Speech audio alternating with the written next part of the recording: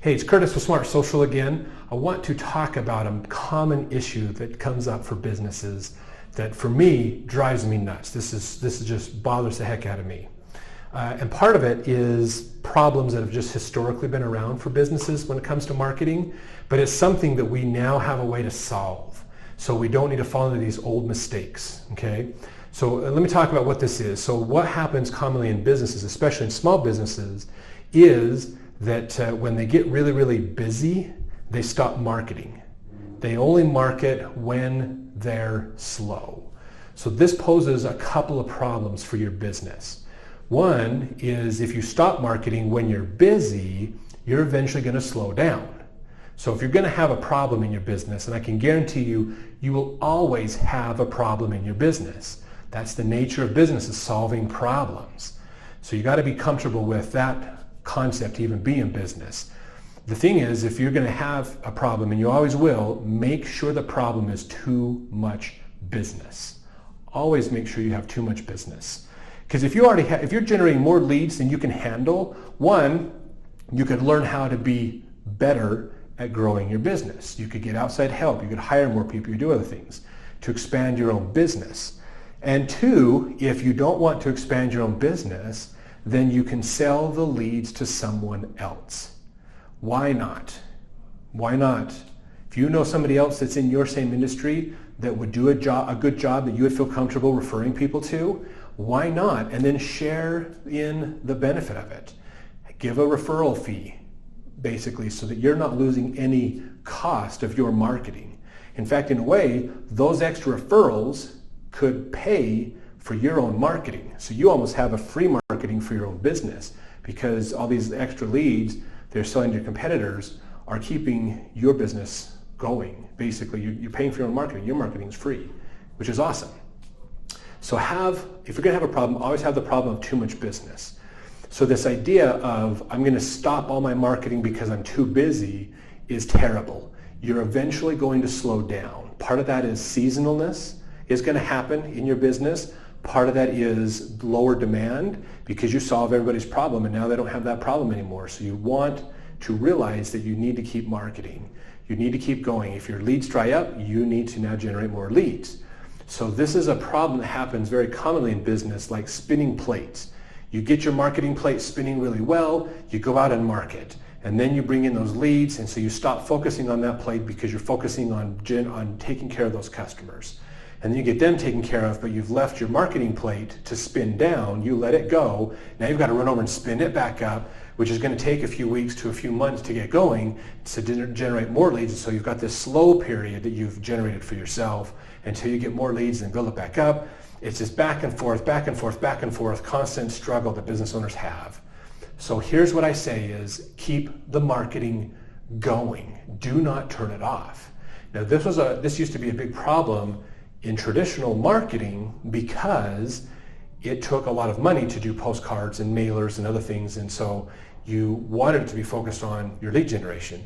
And then if you were too busy, then you could taper it down or pull it back a little bit. But it wasn't, it was a struggle to find that right balance.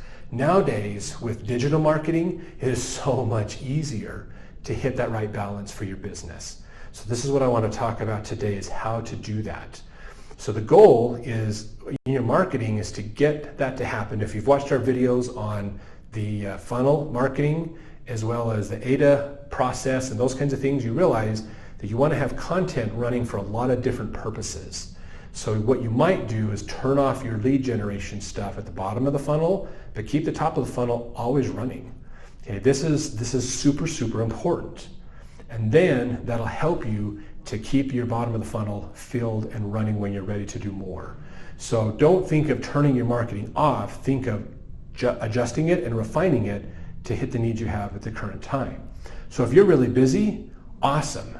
Run more awareness campaigns. Build your audience bigger. That's what you should be doing. Maybe not as much sales. Keep enough coming through to keep your crews busy and happy and running. And if you do generate extra leads, like I said, sell them. Sell them to somebody else. Book them in later, other things like that, so you can capture that and continue to work forward. Then what you do is as you hit points where you're going to start to have slowdowns, then you can ratchet that up, but your awareness is still cranking. Your awareness is still going. You've got active social media. You've got things happening. You've got email marketing going on, other things like that that is continuing to build that awareness for your business. Then when you're ready to turn your marketing on, you have a better funnel that's ready to crank and go. This is super important. Now this also works if you have a seasonalness to your business. Like for instance, landscapers. You will have all this, spring through summer into fall is your busy time and you're slammed and working, but then you take the winter off because there's no work for you to do, or you switch to doing snow removal or other things like that. Not a bad way to go at all. The one thing I would recommend though is instead of turning off your marketing, and we've seen this all the time with companies, they'll be like, oh, I'm going to turn off my social media for the winter because I don't generate any business then. That's not why you do social media, is to just generate business.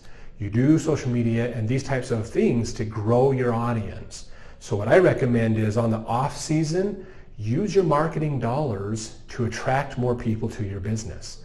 Grow your audience. Dig deeper into that audience to help them endear them to you, to see you as value. Use that time to educate and prepare them for the season next year. So that is going to help out. So nowadays, you don't need to think of turn it on, turn it off, do I turn it on, do I turn it off, what do I do? I don't know. Realize you should never turn it off. You should always keep it going. You just need to tweak it and repurpose it to reach the goals you have. So there is no off season anymore for marketing.